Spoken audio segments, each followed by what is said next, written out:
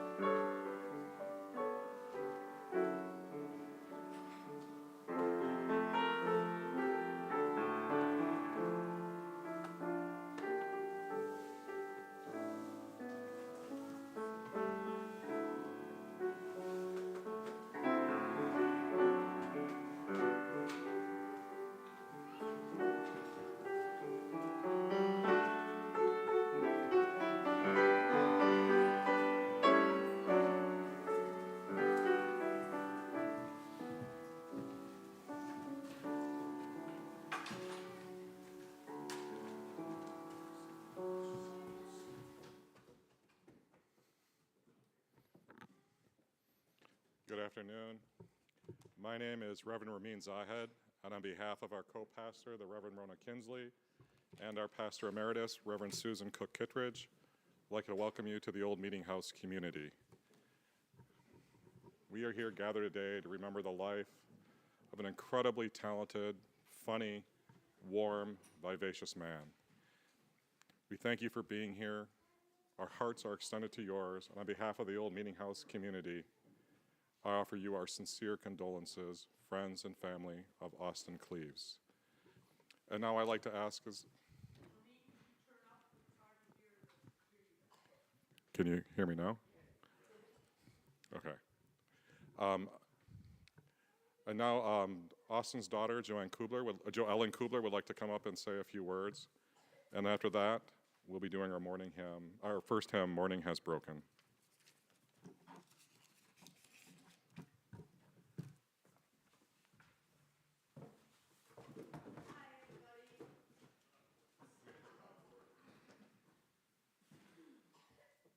Thanks.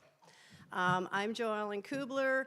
Some of you know me, some of you don't or haven't seen me in a really long time, and I'm trying my best to recognize you. It's hard sometimes with masks on, but I'll do my best. I just wanted to thank everybody for coming. This was very short notice, and I'm so thrilled to meet Ramin and have his support going through all this.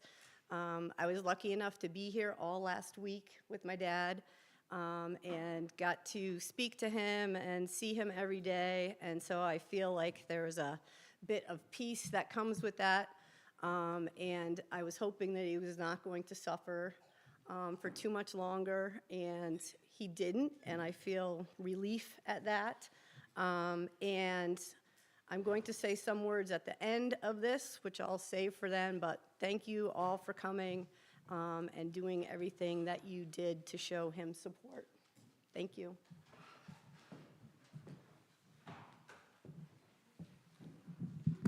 Would you please stand in body and spirit as we sing our opening hymn, Morning Has Broken.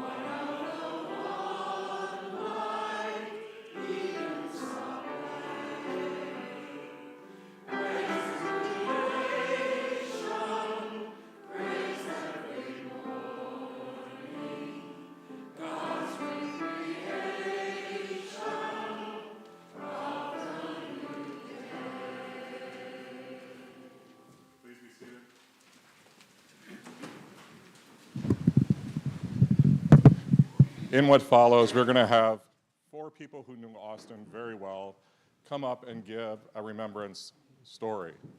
Following that, we will open it up to the rest of the congregation to share a story they want. Please be mindful of the time when you're sharing your story. I know people have other things to do today, even though this is definitely the most important. So first off, I would like to ask the Agneys to please come forward and share remembrance of their beloved friend, Austin Cleves.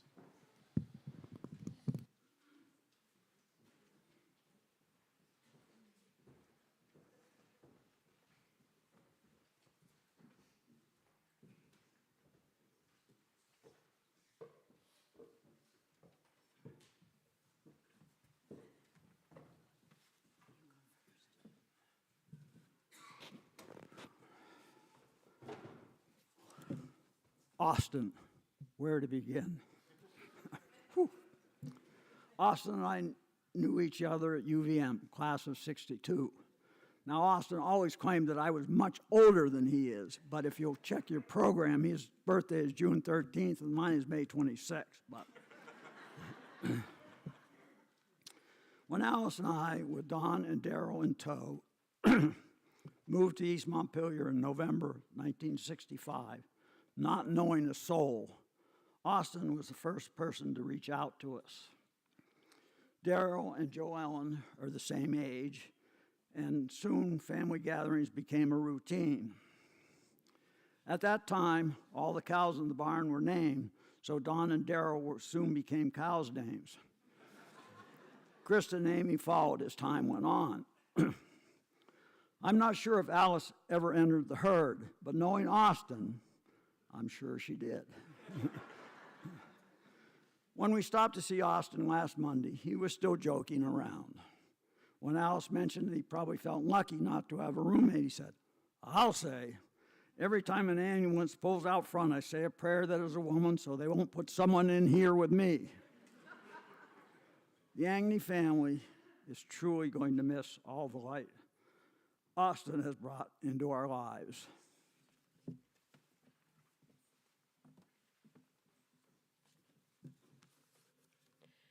How does one remember and honor as complex a person as Austin in 60-second soundbite? I decided to try to capture the essence of Austin. To help me, I asked my daughters for their favorite memory or story of Austin. Dawn said he was one of a kind, and boy, was she right. Krista said that his laugh is infectious. Amy said she loved the notes and birthday cards Austin sent her. He never forgot. And Daryl told the story of Communion Sunday when the loaf of bread was passed to Austin. He broke off a huge hunk and started to eat it.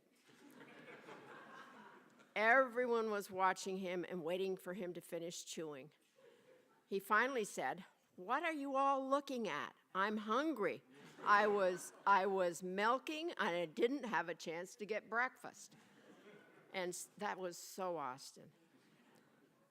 To me, the essence of Austin is a man who cares for the land, his farm, and his family and friends, a person with wit, wisdom, and compassion, one who is grateful for family, friends, and community.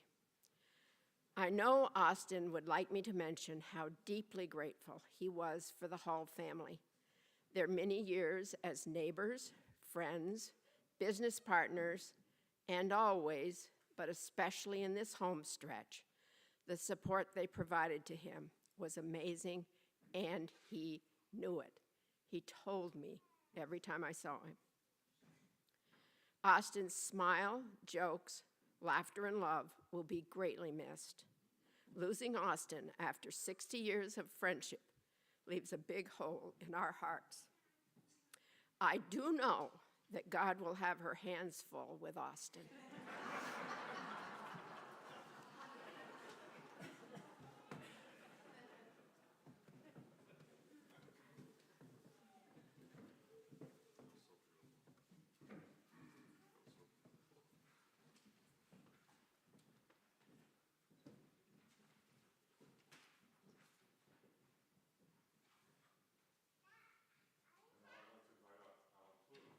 Who was Austin's classmate at UVM, and I believe his fraternity brother, to share a poem.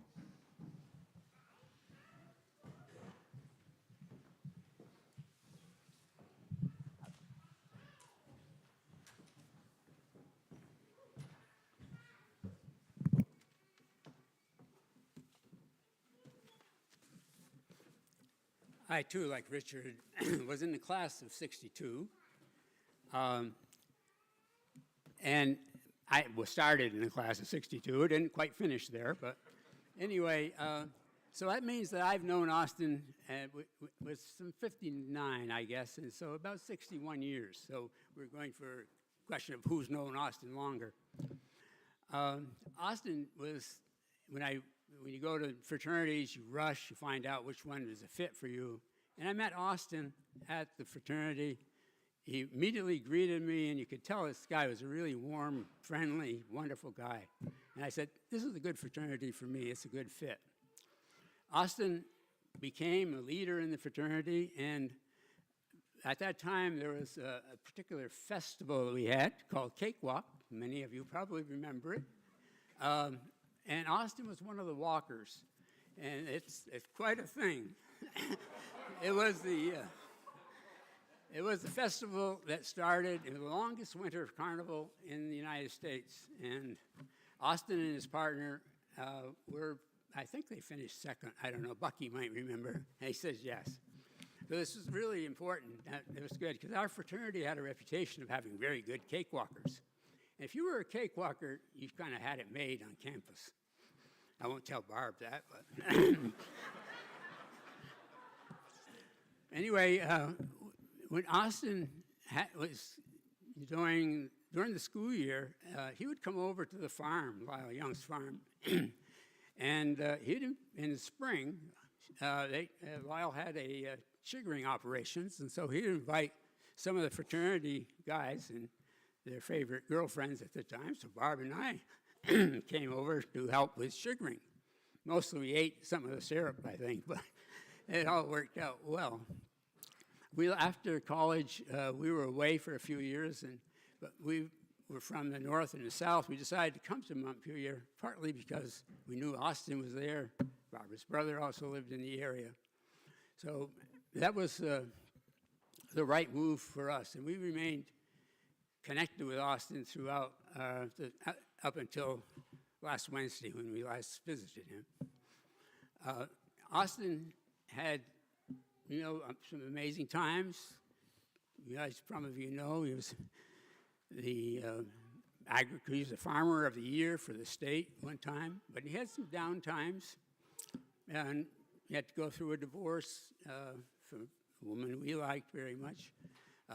About 25 years ago, he had life-threatening illness that required, surgery in Boston, stem cell transplant. And before that went down, Hamilton Cove Throckmorton, who was a pastor at the time, had a laying on of hands down at the Rick Church.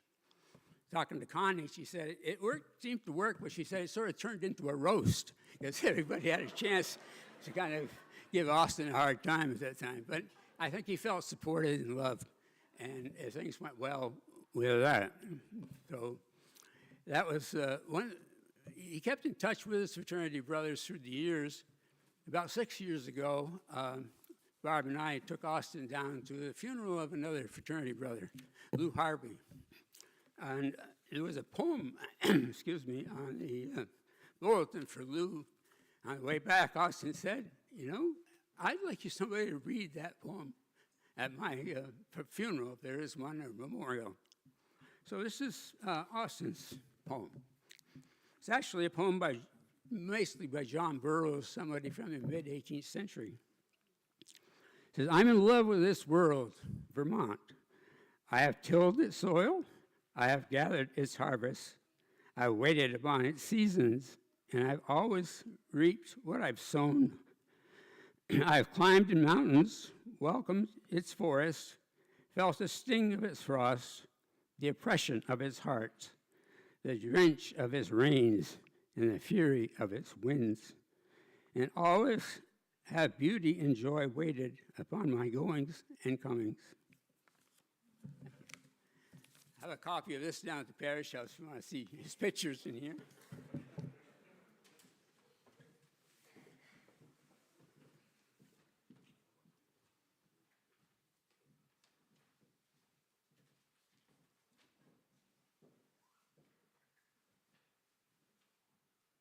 I'll invite John Hall to come up and share a few words. John was Austin's partner at Fairmont Farms for many years and a very dear friend.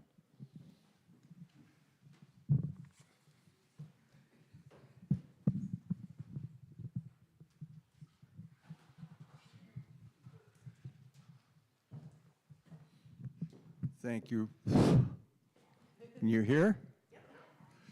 Thank you, Ramin.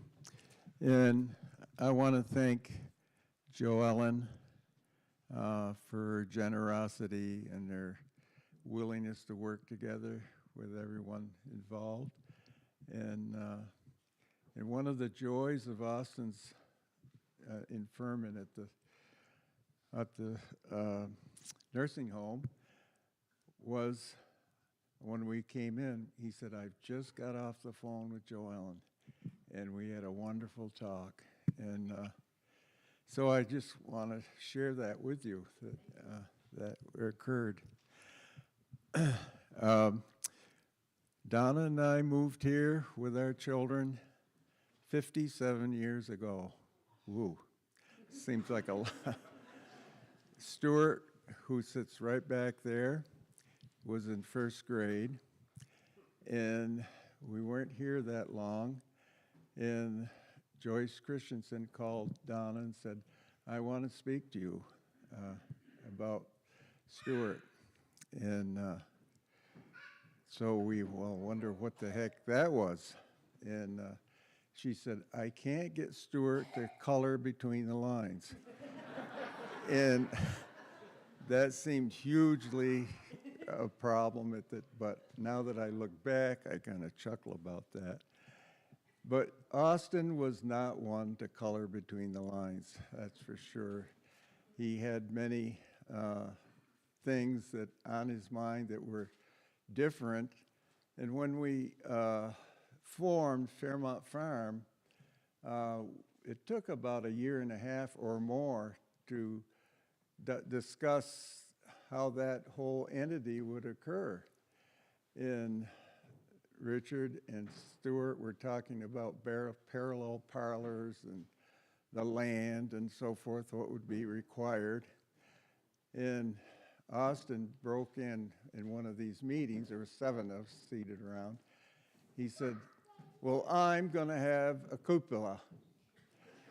And like that was the most important thing at the time. And I'll pay for it. I'm going to have Terry Wright build it, and I'll take care of all the costs. And so everyone said, sure, if that's what you want, because it's going to be a replica of the original cupola on the barn that burned in 47, I think it was. And so, so it happened. He got that built, and Terry put it up there with a crane, and I just smile when I look at that, because I'm wearing a shirt with our logo, the farm logo, and the cupolas on it. And whenever I see it, I think of Austin. So Austin's with me, as he was in many of our trips and over a lot of years, and he became really one of our family.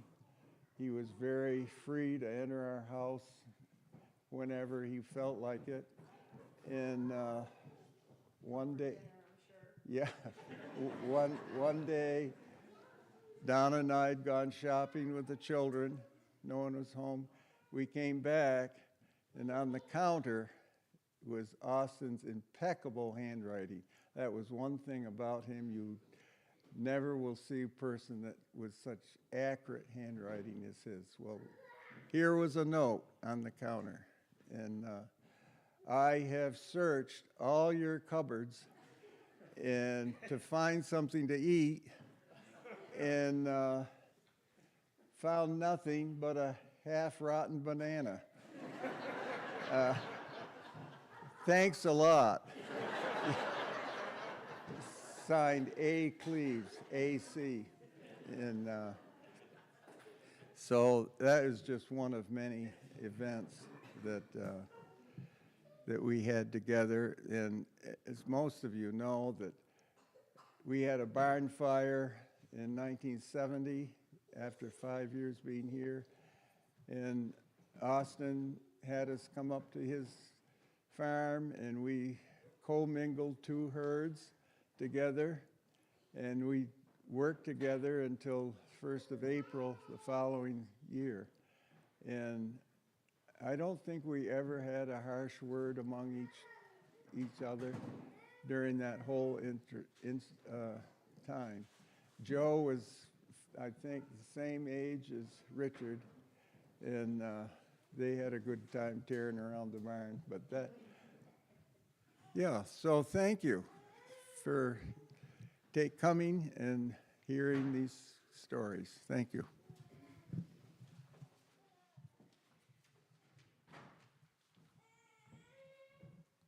And now I'd like to invite to the pulpit someone who this church needs no introduction to, and that is the Reverend Susan Cook Kittredge, to say a final words of remembrance before we open it up to the congregation.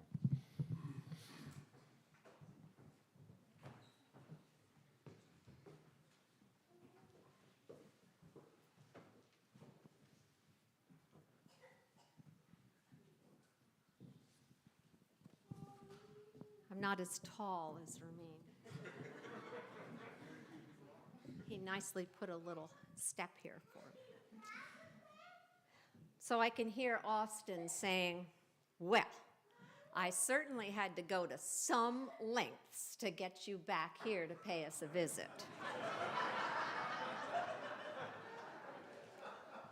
It is so good to be here, and it is so sad to be here.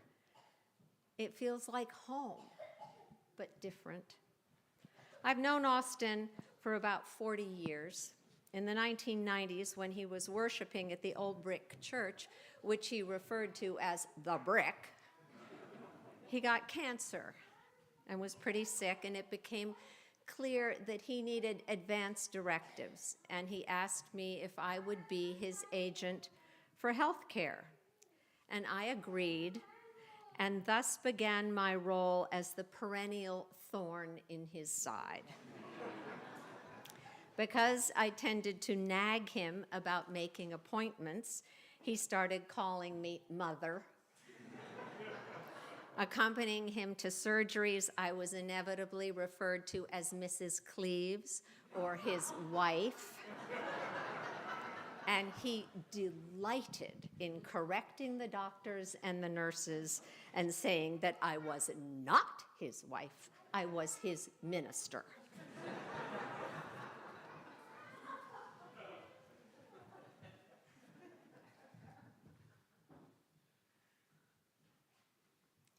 Is it not working? We have a little technology here. I thought we were working on a sermon all day, around the clock, but I guess not. I just wanted you to know that I have called twice now to make my appointment for my checkup, and they do not return my call, and I don't think anyone is in the office of the coordinator. Anyway, I just thought you'd like to know, and I am doing my work, Mother. Yes, good day. Bye. Before he went to the barn, he and I talked on the phone most mornings between 5 and 6 for 15 years. When he couldn't reach me, he left messages. And in a rare moment of foresight, fearing that this day would come, I recorded some of them. When he came to the old meeting house from the brick, he dove right in, even becoming the chair of our capital campaign when we were raising money for the parish house. We took that campaign seriously, didn't we? It was no soft sell. We were trained by our hired fundraisers to squeeze every last dime from each other. Since Austin was chair, it fell to him to visit the minister and to solicit the donation. He got all dressed up, white shirt, jacket, tie, way too much aftershave, as usual. And he came one evening to visit Charlie and me at our home in Middlesex. I congratulated him on how he had turned out, but suggested that when he went to visit the next family, he might want to zip his fly.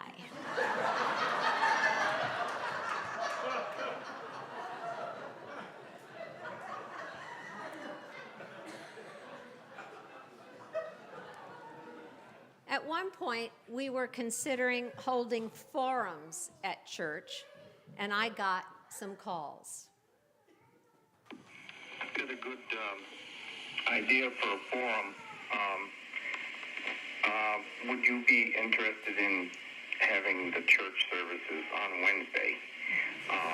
We'll have some of my friends in to talk about why it would be a good idea, and then maybe you'd like to talk about it as to why it wouldn't be a nice idea.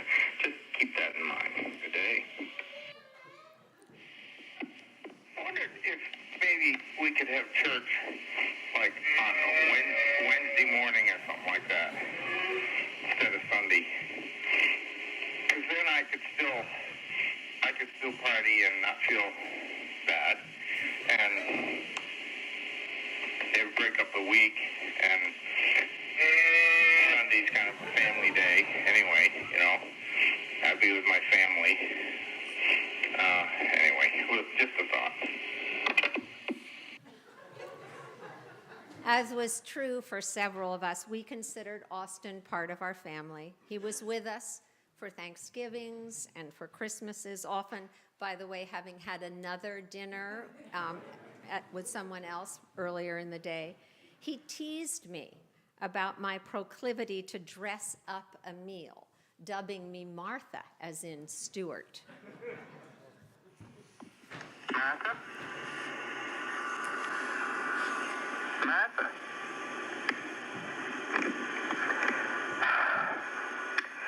I need to talk talk to you about this arrangement that I'm doing. I have some guests coming this evening, and I just have to have a fresh bouquet on every table. That's all there is to it. And I don't know whether these blue jonquils will go with my brown Atticus. Whatever. Anyway, I need help. Call me back quickly. Thank you.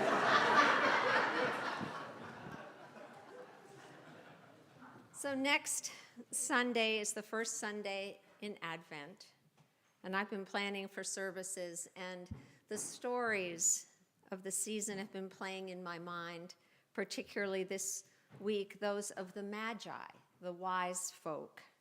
After journeying to see Jesus, they were warned in a dream not to return by the route that they had traveled, but to go home by another way. My dreams, both waking and sleeping, have been filled with Austin this week. He's so vividly present in my heart and in my mind. This happens when someone you love dies, doesn't it? They come back to you. They come home to you in a different way.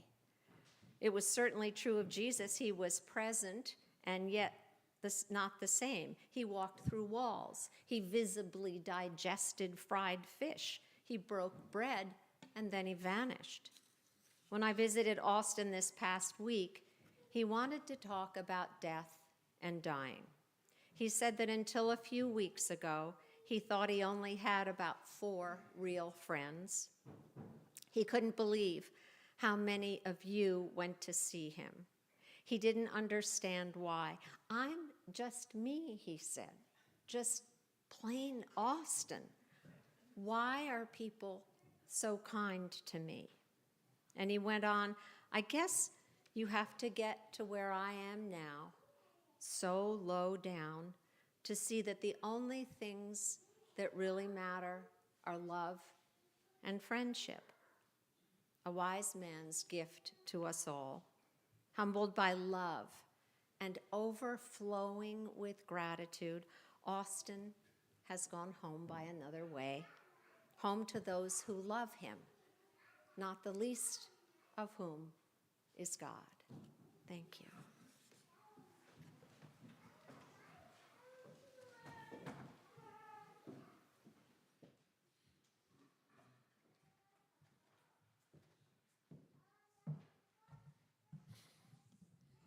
But now I'd like anyone who wanted to come forward and share a funny story about Austin, per the wishes of Joellen and the Cleve family, to come forward and do so. I invite you to line up and share a story about the friend you dearly loved.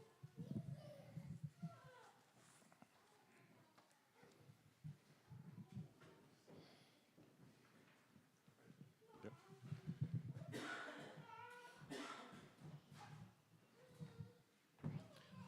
My name is Neil Peltzu. I live in Newfane, and I'm more commonly known as Bucky. And in a few minutes, you will see why I added that little piece of information. Because in the fall of 1958, the person that you know as Austin Cleves and I were freshmen at the University of Vermont. And it was that fall, our first semester there, where we started a 64-year friendship that my wife and I have treasured all those years. And it didn't take long when the name Austin disappeared. And to us, he has always been Ozzy, or Oz. And he was Oz or Ozzy in the fraternity and other close friends. So when I slide into saying Ozzy, I just want you to know that I'm talking about your Austin. Now, you've heard of many accomplishments and feats that he has performed over the years, and particularly in the fraternity. And maybe one of the best things that I did when I was in Acacia fraternity was that I recruited Ozzy to become a member of Acacia fraternity. Because as Alan so aptly described, he demonstrated leadership potential that you've all seen, And he was a roommate of mine for 2 years, and you could not have asked for a more considerate and kind and cooperative roommate. We had a lot of fun, laughing. We did some studying, and I think if you take a look at the transcripts, you'll see that Ozzie did more studying than I did, because he graduated in 4 years. It took me 5. But well,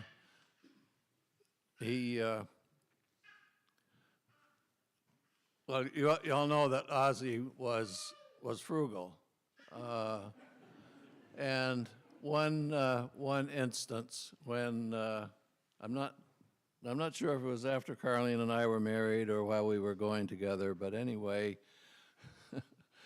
Ozzie decided to send a message to Carlene. And he wrote the note, put it in the envelope, sealed it, addressed it, and in putting the postage on, he used green stamps.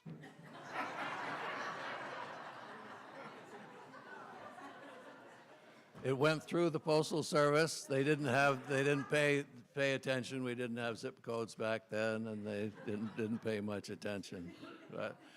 And Carlene told me on the way up she still has that envelope. And another incident, Carlene and I had 3 boys, and 2 of which played hockey. And while we were in Burlington, had a hockey tournament in Barrie. And we came down and stayed with Ozzie. And he went to the barn and did the chores. And I guess he had spoken to Carlene before about, would you go to church with me? And she said, sure, of course. And he went and was in the barn doing the chores, and he didn't show up. So we thought, well, maybe it's too late, and he's decided not to go. But he came in through the door and said, are you ready? And she said, well, I may need a change. Nah, you're all right, he said. So they hopped in, and this was at the Brick Church. And he got in, and he's introduced. He says, this is my good friend Carlene. Now, if you folks have attended the Brick Church, I think that you can imagine the buzz and the conversation that developed from that. So in situations like this, I came across a short saying a few years ago that has helped me when I lose dear friends and family members. And I'd just like to share that with you in closing. And it says, don't cry because I'm gone. Be glad because we had the time together. Thank you.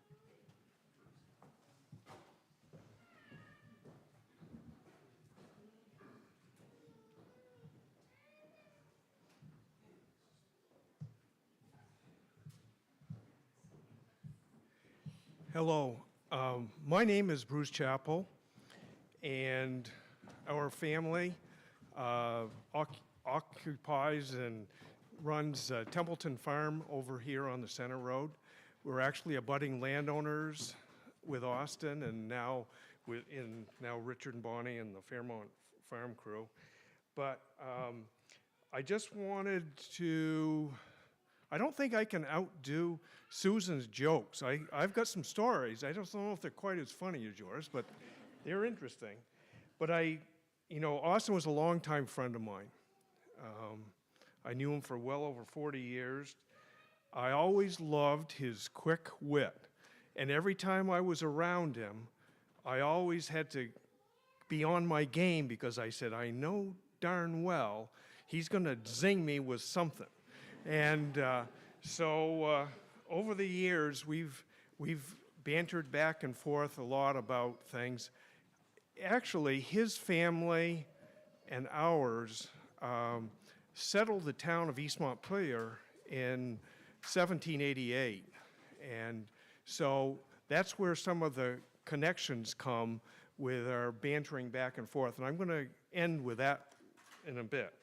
But one of the things that I totally loved about Austin was his deep dedication to land conservation in our community. He was Dairyman of the Year in 1988 or 89. He invited our family to go down to Eastern States to the ceremony. It was just, you know, my sons were really small. And to this day, Ryan and Seth still remember that trip. And, you know, I think about the efforts of Austin and John Hall, Paul Kate, and there's some others in here as well who really were inspired by Austin and his love of the land. And that's why today, when you look around East Montpelier, there's an awful lot of conserved farms. And if it wasn't for the efforts of these men, and Austin being, you know, right up there in the driving force, I don't think the town of East Montpelier would look like it does today. And Richard and Fairmont Farm wouldn't have the land base that they have in our community. But, and many of us in here that were involved in that stuff will never forget, Austin was the guy who sold his development rights, the first one in our community. He was a select board member, and there was a certain contingency in town that were really dead set against that. And by God, he stood by his word, and he was going to get it done, and he did.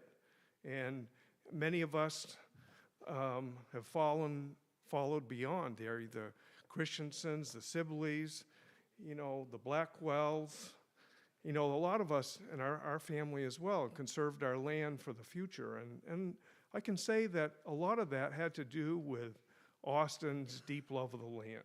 He was one heck of a dairyman.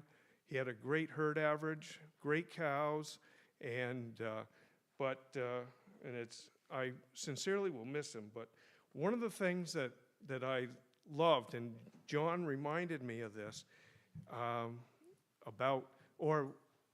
one of these other speakers, Austin would send us letters in the mail, and it would never have a return address. So Austin was really, had a deep love for the historical buildings and barns in our community. You know, he always thought the world of the Sibley's barn and the other historic barns and ours as well in town. And so he'd send me a little letter, and it was this off-the-wall thing that I said, and in it would be like, you know, we've done a little observation of your historic property, and you're not really living up to the criteria of the town of East Montpelier. You know, you've got a shingle missing over here, and the window isn't quite right. And so as soon as I heard that, as soon as I read it, I knew who it came from. So, and then of course he later went on to talk about, he calls our intersection where our farm is Diversity Corners, because we're not dairy farmers, we're beef and maple producers. And then there's Dan Baer and Colin Blackwell and other people who were kind of doing alternative agricultural things. So he would love to give me grief about that. And Austin and Richard give me grief about our free-range beef cows. The first year we got them, they got out and they ended up down at, part of them were at Austin's and some of them was over at John and Donna's. So over the years, he's always been one to try to give me a bunch of grief about something. So the last thing I really want to say is Austin in the last, I'm going to say the last 10 to 20 years, loves to talk about this. Is his family was the Dodge family. So Solomon Dodge and my descendants, John Templeton, came to East Montpelier in 1788 and settled. They were the first settlers in this community. And of course, at that time it was Montpelier. So they came up here in the summer of 1787, and the both families, the men and the oldest sons, and they built homes right up on the respective properties. Our family originally was over on Johnson Road, but they then later moved over to our place here. So anyways, they built their homesteads, they cleared the land, and they moved the families up in the spring of 1788. They got up here in March of 1788, and why the heck they ever came in March is beyond me, because the snow was really, really deep. So they came up, and the roof on the Templeton homestead had collapsed in. So the Templeton family and the Dodge family all moved into their little log cabin or like that. So of course I get reminded of that, about the quality of the building skills of the Templeton family. And so in the last 5 to 10 years, there's been this thing about who actually came to East Montpelier first. Was it the Solomon Dodge or was it John Templeton? Of course, I'd say, you know, we both loved our families and the heritage deeply. Of course, Austin would say it was Solomon Dodge, and he'd always have some long line about how they were the first and we were the second. And so I've been thinking about this all weekend. So I'm going to say to Austin, I'm going to say the Templeton family came to East Montpelier first. Do you have a response to that? I don't hear one. So, but in all seriousness, when I always thought of Austin Cleves as Mr. East Montpelier, he was just a great guy, and I think it's a great loss of one of the pillars of our community, and he'll be sorely missed. Thank you.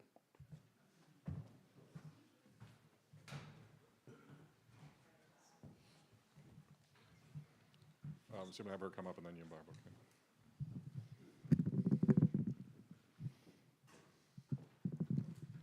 Do you want me to lower it?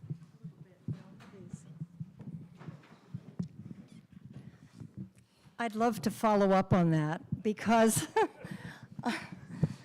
I think that Austin was remarkable in many ways, and one of them is that the ribbing and teasing that was given out throughout all the circles of his friendship.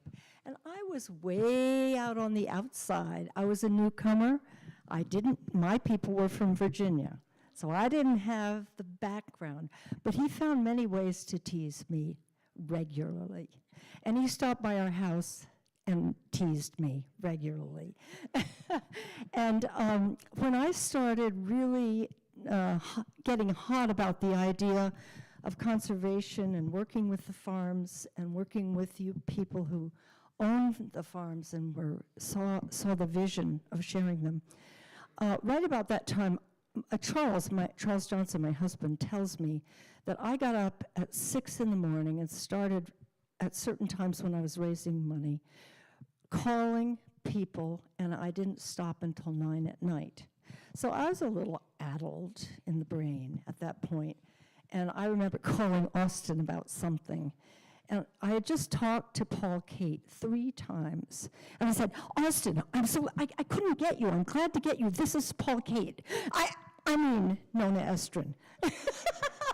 Well, he always called me Paul Kate. I'm Paul Kate to Austin.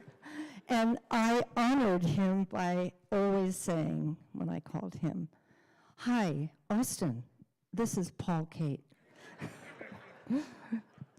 Yeah, I'll miss him a lot.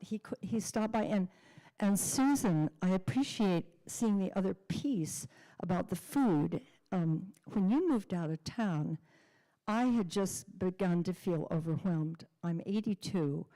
I have cooked all my life. I love cooking.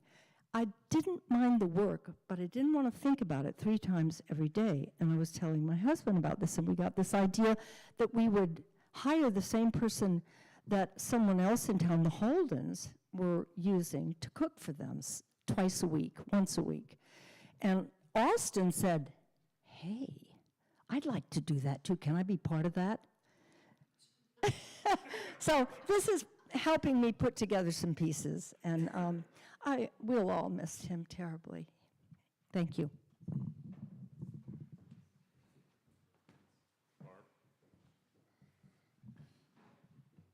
Barb's going to come up, and then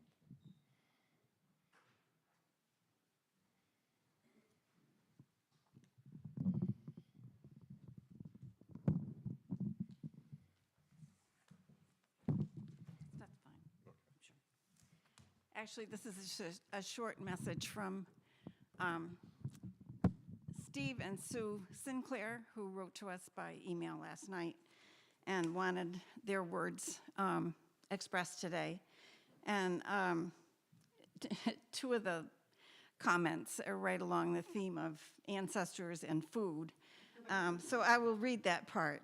I remember fondly when Sue and I built our house on Quaker Road, and he continued mowing hay or chopping corn on the land behind us. He kidded me about taking stones from an old wall on Lyle Young Road to add some landscaping to our property.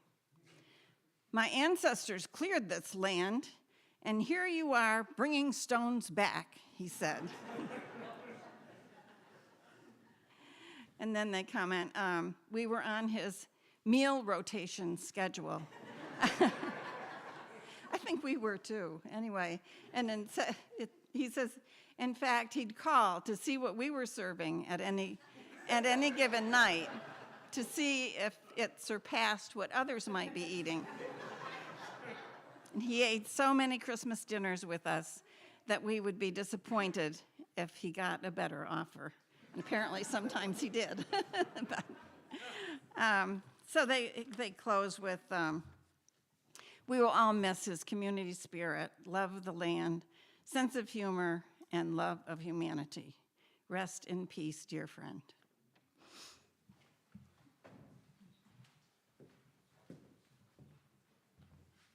one last person. Okay, no, go ahead.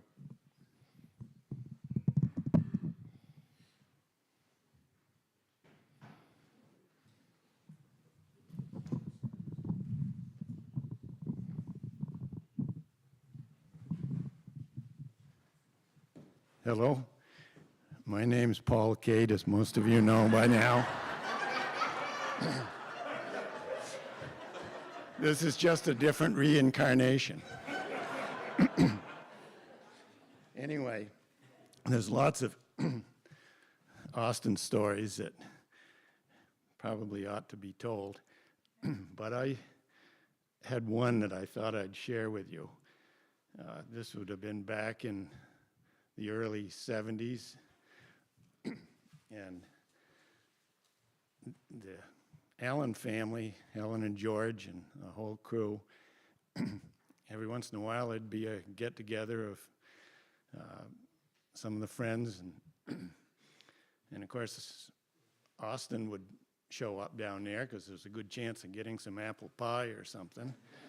So anyway, we went down to that, and I talked with Helen, and I said, this was in the winter time, and I said, well, I'll make some sugar on snow if you'd like. She says, oh, that would be great. So I said, all right. And I went down there, serious as all hang, with 3-4 years of experience, having worked at the Morse farm for those few years, and learned a few things about sugar on snow. And anyway, here was the whole troop, all different ages and everything. They decided they wanted to go out back on the hill and slide. And so I was in the kitchen and, cooking down the syrup and everything, and I got it down to just about the right point, and I went to see where everybody was, and they were all way up on the hill and everything. And I said, boy, I guess I can't, I guess I better go back and back that syrup off a little bit. And pretty soon they'd come in, a whole bunch of them, piling through the back door, and come in and say, well, sugar on snow ready? And I said, well, no, it was a few minutes ago, but now, now I gotta get it boiled back down again a little bit more, so get off the water that I'd added to it. Well, this happened 3 times, maybe 4, and I couldn't seem to get the timing right. And finally, I said, well, when I come out and call you, you better come down here in a hurry, because I'm not watering this down again and to start over. So I did that, and they came in. Well, you know, after that had been recooked enough times, and by the time I got back in, it had gone a little beyond where I'd hoped for it to be. And so but everybody was ready, so they got out the snow and poured that on. And, you know, Austin, big as life, stood up there and started in on a good wad of it. And, well, it had, you know what happens if you boil it a little too long? You know, instead of just nicely forming around the fork, it kind of looks kind of square, clunky. And well, he got that in his mouth, and then he couldn't get the fork out. He couldn't get his... And he comes over and he goes,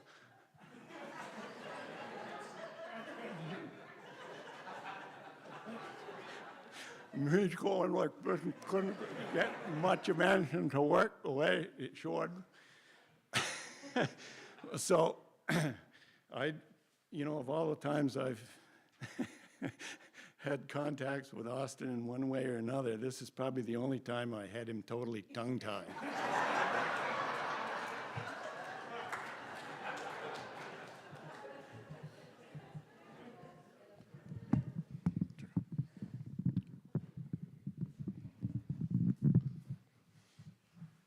We'll finish after this. Is this good? Hi, my name is Martha Smirsky, and I've been friends with Austin for about 20 years. I became friends when I was invited to join a group of friends who had dinner together every week, and we shared stories, we shared ideas, and that has become a very long-term, very beautiful friendship. I'm especially glad to hear all of the comments about Austin's dedication to the land and his dedication to farming. I didn't know Austin when he was actively farming, but I had heard stories about some of the things that he had done. And it didn't really occur to me until I had a party to warm up my new house. And Austin was there, of course. And a friend came in. This friend had recently taken a position that was fairly prominent in the state government. And her first comment to me when handing me her coat was, "But I want to meet Austin Cleaves." So that is Austin's impact about people. We have heard so many stories about Austin's humor, and I just have a couple I want to share. During the time that we had these dinners, there was 5 of us, and we would exchange all sorts of ideas. And at one period of time, I actually was doing a lot of dating. And I had a date that was particularly weird. So I told my friends about this date, and we all discussed it. And then we moved on to other things. There were other things to talk about. Well, about 3 days later, I get this card in the mail. And I don't know if you guys can see this, but it is a picture of a woman in 1940s type garb, and she's standing with an Irish setter. And it says, "Samantha has been on so many blind dates, she finally won a free dog."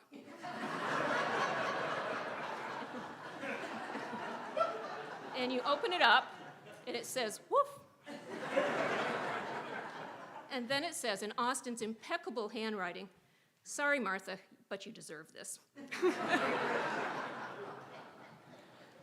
There's another story I want to share that doesn't particularly involve me.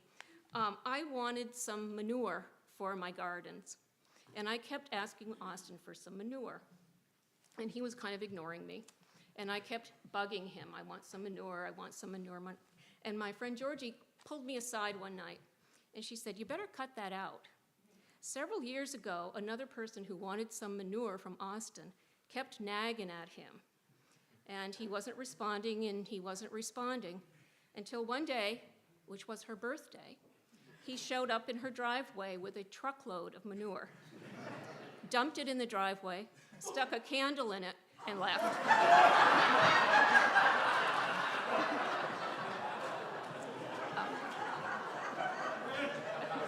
I stopped talking about manure at that point. Yeah. You know, we all have all of these stories, and I'm sure we're going to have many, many more as we go on through the day. But I just want to remember Austin's kindness, because that's what is going to stick with me. There's one story of, once again, with this dinner arrangement. It was always on a Sunday night, and over that weekend, we had had one of those storms, sort of like Buffalo is having now. We just got dumped with feet of snow. And my landlord had the driveway plowed, but then the city came along, and they cleared the street, which makes that huge berm of snow and dirt and salt and muck at the bottom of the driveway. So I called the landlord and asked him to come back and do the plow again, but he wasn't going to do that. So I went down there and tried to move it, and I couldn't move it. I just couldn't. It was too heavy for me, too much. So I went upstairs and I called, and I said, I can't come to dinner. And the response was, Austin will be right down. And Austin came down, picked up a shovel, made a hole through this berm, and took me to dinner and brought me home several hours later. That's Austin. That's Austin. You know, somebody told me once that you never recognize the full impact of losing a friend or a family member until that day that you don't get a birthday card, or until that day that you have some real success in your life and you want to tell them and you can't tell them. And I know that that will be really hard for the next few years.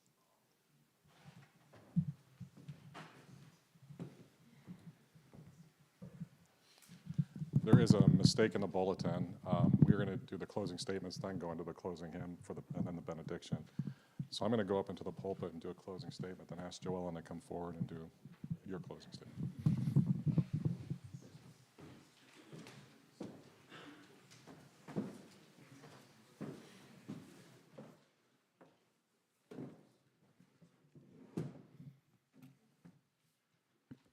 I promise this will only take a minute or two. As probably the newest person to know Austin, I only have 2 short stories about Austin, then a final comment about this well-loved man.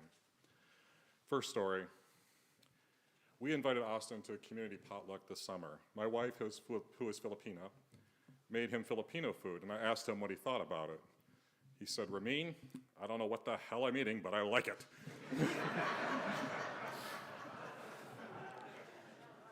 Second story. When I saw Austin last week, he was having a difficult day. He asked me if I had any words of wisdom to share with him, and I said, you know, Austin, I'm not very good about sharing words of wisdom, but I can offer you words of love. I then let him know how deeply loved he was by this community, his family, and friends. He gave me a rather impish look and replied, you're right. You aren't very good with words of wisdom.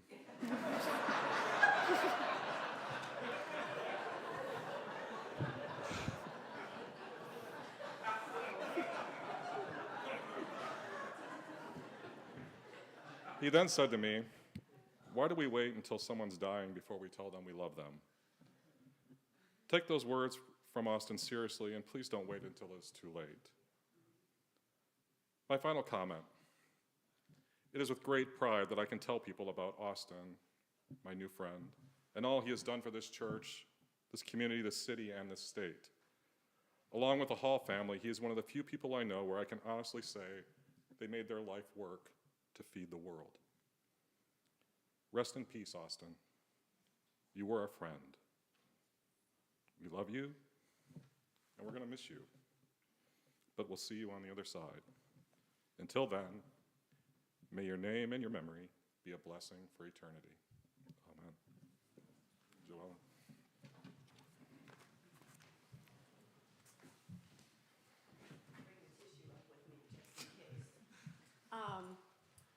Just to reiterate all the things that we've heard today about him being so overwhelmed with love and care. He said the same thing to me last week, I don't know, 4 or 5 times each day. Whoever had come to visit him, he said, I can't believe that so many people are coming to see me. I didn't know that I had this many friends in my life. And he, of course, talked about the food. I've got to talk about the food. And that was that breakfast at the nursing home. Well, first of all, at the hospital, apparently Central Vermont Hospital has excellent food because it's all he could talk about. You could decide what you wanted to eat each day. You got, it was delicious. So the food at the nursing home, not so much. But breakfast was the best meal because it's hard to F up breakfast. And so each day he would laugh about, oh, I had eggs, I had this. I don't really care about lunch. I don't care about dinner, but the breakfast was good. So he did say to me over and over, the outpouring from this church, what everybody did by having a rotating schedule of people coming to visit him made him feel very loved. And so I really, really appreciate that. And I want to call out Connie and John and Don Hall and Richard and Bonnie and Harriet especially and Susan for really rallying around him. He may not tell you, he would say to you how grateful he was for somebody else doing something, but he shared with me how much that meant to him. So thank you, everyone, for that. And I'll miss him a lot. And he made me laugh so many times, sarcastic, like belly laughs. You get giggly and stupid, and that's one of my favorite things to remember. So thank you. Will you please stand as we sing our closing hymn, hymn number 81, God Be With You Till We Meet Again.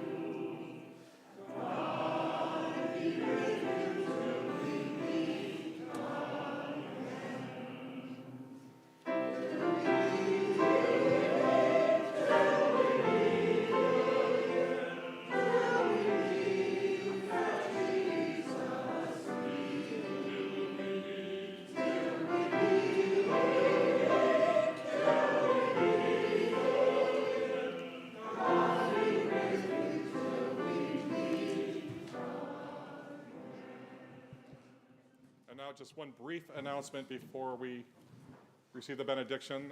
Austin's family invites you to reception at the Paris House immediately following the service today.